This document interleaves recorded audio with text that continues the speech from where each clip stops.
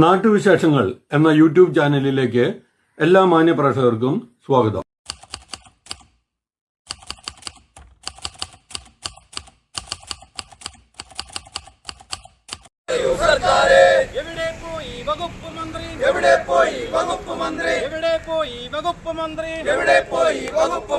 അഞ്ചാം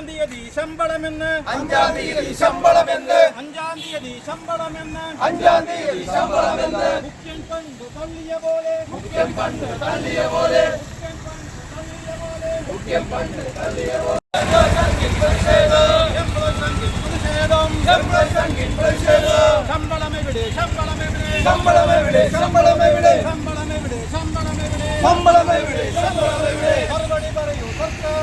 മറുപടി പറയൂ സർക്കാരേ.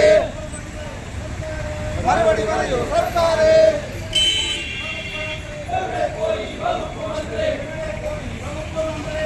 പോയി വകുപ്പ് മന്ത്രി? അഞ്ചാം തീയതി ശമ്പളമെന്ന്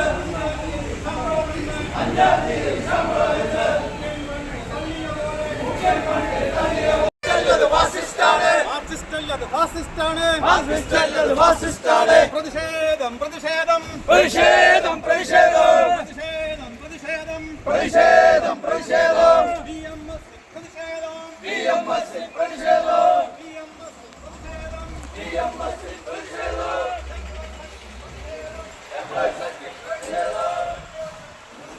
ഏറ്റവും കുറവ് ശമ്പളം വാങ്ങുന്ന ഡിപ്പാർട്ട്മെന്റാണ് KSRTC.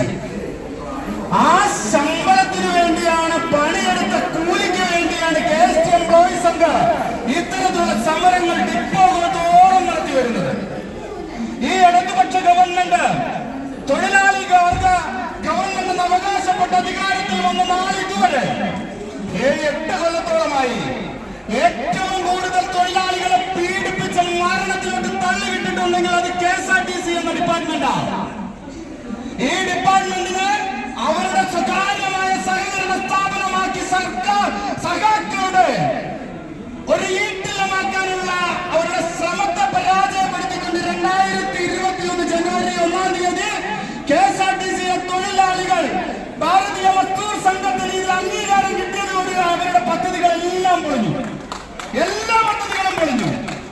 അവരാഗ്രഹിച്ച പോലെ സ്വകാര്യ സ്ഥാപനങ്ങൾക്ക് തീരെഴുതാൻ പൊതുമേഖലാ സ്ഥാപനമായ KSRTC എന്നുള്ള അവരുടെ ഹിഡൻ അജണ്ട തച്ചൊരുക്കിക്കൊണ്ട് KST എംപ്ലോയീസ് നിരന്തരമായ ഇത്തരം സമരപാതയിലാണ്.